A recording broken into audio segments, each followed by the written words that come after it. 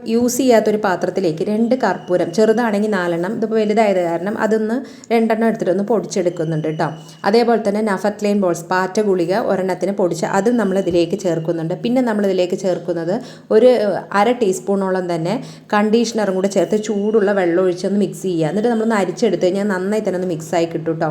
പിന്നെ കുറച്ച് വിനാഗിരിയും കൂടെ നമ്മളിതിലേക്ക് ചേർക്കണം. എന്നിട്ടൊരു ടവൽ ഇതുപോലെ ഒന്ന് തുടച്ചെടുത്തിട്ട് വൈപ്പറിലേക്ക് വെച്ചൊന്ന് ആക്കിയിട്ട് നമ്മൾ വീടിനകത്തുള്ള മാറാല, ജനലിലുള്ള ഫാനിലുള്ളതൊക്കെ പൊടിയൊക്കെ നമുക്ക് തട്ടിക്കഴിഞ്ഞാൽ കുറേ നാളത്തേക്ക് പിന്നെ മാറാല വീട്ടിനകത്ത് വരില്ല കേട്ടോ. പൊടിയും മാറാലയൊന്നും പിടിക്കില്ല.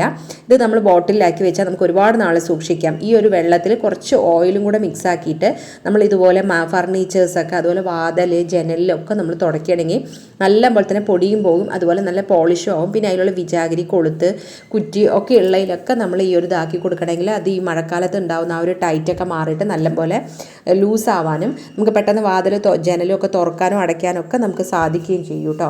പിന്നെ നമ്മൾ കുപ്പിയിലാക്കി വെച്ചിരിക്കുന്ന എണ്ണ ചേർക്കാത്ത സൊല്യൂഷൻ ഉണ്ടല്ലോ, അത് യൂസ് ചെയ്തിട്ട് ഇതുപോലെ ചില്ലുകളൊക്കെ തുടയ്ക്കാം. ജനലിൻ്റെ ചില്ലാണെന്നുണ്ടെങ്കിലും ഡൈനിങ് ടേബിളിലാണെങ്കിലും അതുപോലെ വീടിനകത്ത് തുടയ്ക്കുമ്പോൾ നമുക്ക് ഈ ഒരു വെള്ളം യൂസ് ചെയ്യാം. അതുപോലെ കബോർഡിനകത്തൊക്കെ നമ്മളിതുകൊണ്ട് യൂസ് ചെയ്യണമെങ്കിൽ പാറ്റയും പ്രാണിയും ഒന്നും തന്നെ വരില്ല കേട്ടോ.